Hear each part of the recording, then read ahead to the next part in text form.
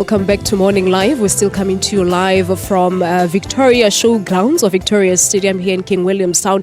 This is where the National Human Rights Day will be celebrated. Like I said, it's actually the main event, but we do have an important event taking place in Sharpeville in Gauteng province. As we do know that back in 1960 on this day, about 69 people lost their lives and over 180 were also injured. So our reporter there, Gillian Pillay, is there. We will be crossing to her later here on the show.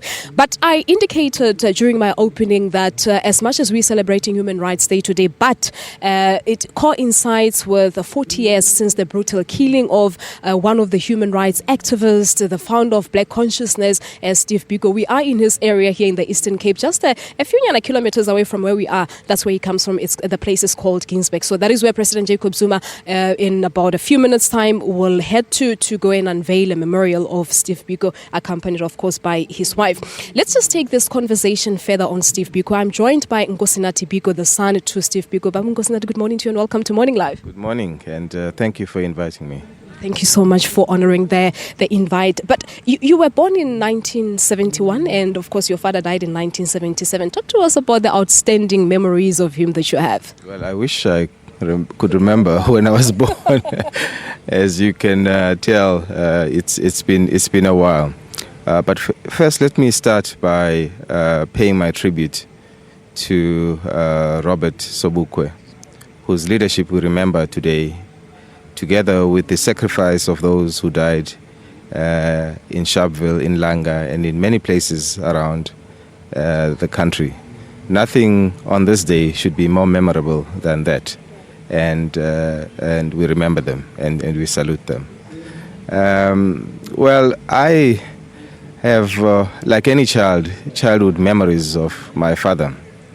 He was banned from about 1973 and restricted to house arrest. And so I say from time to time, that's about the only thing I'm thankful for under apartheid, that we got to see more of him. Yeah. He was otherwise on the road, of course, with his colleagues, developing and growing what was known as the Black Consciousness Movement, which spread into a vast body of organizations in the political sphere, in civil society, and so forth. And during that period, we all lived at my grandmother's house up here in Ginsberg, at Mam Qete's.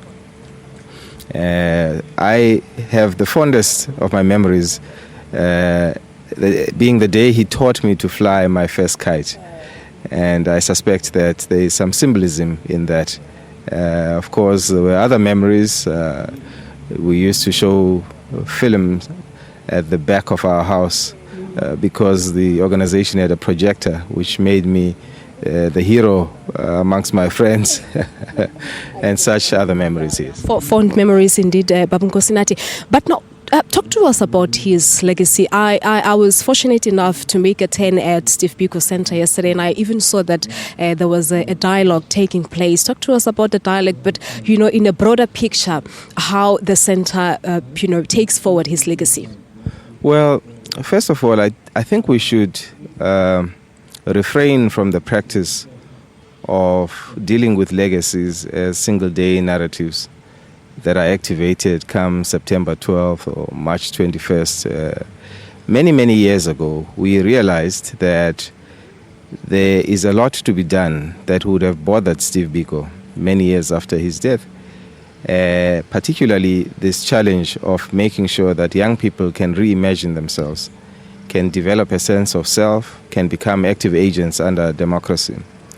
And so we began a process of looking at other institutions around the world and how they had gone about this memorialization of their beloved. Mrs. Biko and I visited the King Center, for instance, in Atlanta, the Malcolm X Center in New York, and various others, and 40 museums around the world.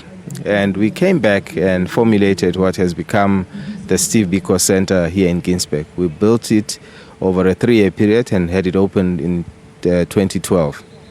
And we have there programs, particularly in the arts and culture, in education and in the sports fraternity, teaching young people to organize themselves, to express themselves. And so a lot of the content that we generate is content that feeds into the school curriculum. We have about 110,000 visitors a year now visiting the center, mainly schools. All right, and talking about the challenges that are facing South Africa, I've just had a conversation now with the two graduates. I know you were, very close and listening to their conversation. Unemployment is a huge challenge in South Africa. We have issues such as xenophobia or Afrophobia. We have issues such as racism, especially knowing that, of course, Human Rights Day coincide with the United Nations International Day for Elimination of Racial Discrimination. What do you think your dad would have said or perhaps done about those challenges had he still been with us? I do think that there is a yawning gap between the promise of our constitution and the reality, the lived reality of many, many South Africans.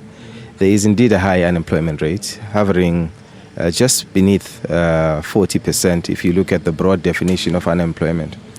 It seems like the economy is unable to absorb able-bodied young men and women who are wanting to put a decent day's work and earn a living.